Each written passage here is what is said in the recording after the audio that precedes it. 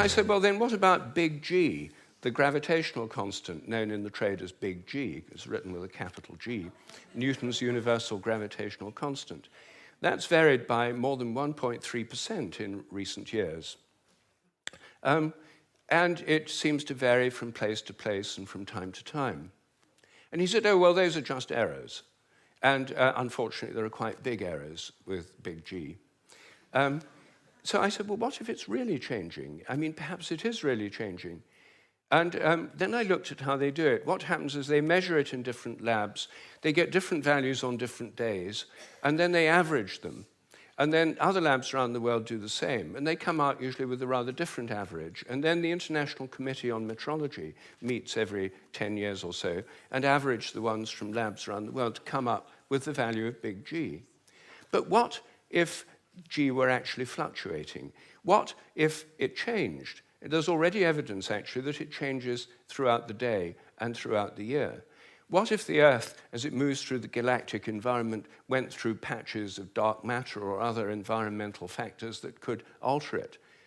Maybe they all change together. What if these errors are going up together and down together?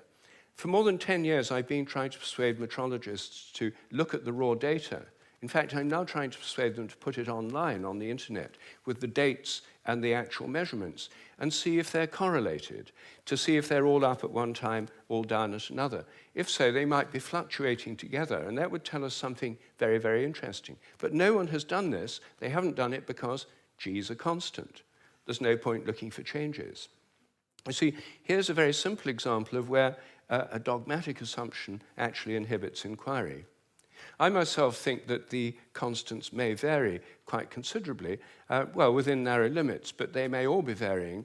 And I think the day will come when scientific journals like Nature have a weekly report on the constants, like stock market reports in newspapers. You know, this week, big G was slightly up, the charge on the electron was down, the speed of light held steady, and so on.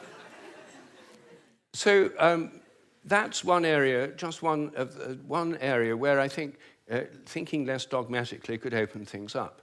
One of the biggest areas is the nature of the mind. This is the most unsolved problem, as Graham just said, that science simply can't deal with the fact we're conscious. And it can't deal with the fact that our thoughts don't seem to be inside our brains.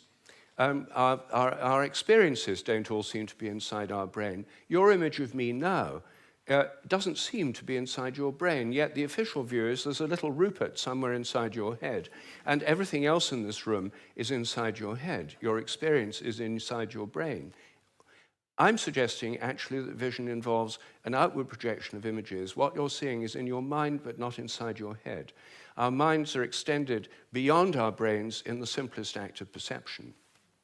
I think that we project out the images we're seeing, and these images touch what we're looking at.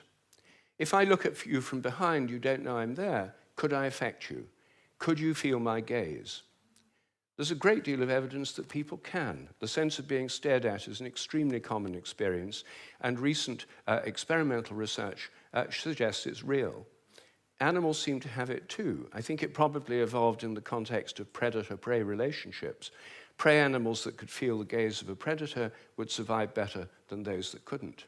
This would lead to a whole new way of thinking about ecological relationships between predators and prey, also about the extent of our minds.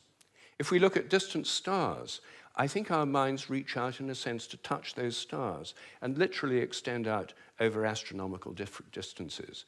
They're not just inside our heads. Now, it may seem astonishing that this is a topic of debate in the 21st century. We know so little about our own minds that where our images are is a hot topic of debate within consciousness studies right now. I don't have time to deal with any more of these dogmas, but every single one of them is questionable. If one questions it, new forms of research, new possibilities open up. And I think as we question these dogmas that have held back science so long, science will undergo a reflowering, a renaissance. I'm a total believer in the importance of science. I've spent my whole life as a research scientist, my whole career. But I think by moving beyond these dogmas, it can be regenerated. Once again, it can become interesting and, I hope, life-affirming. Thank you.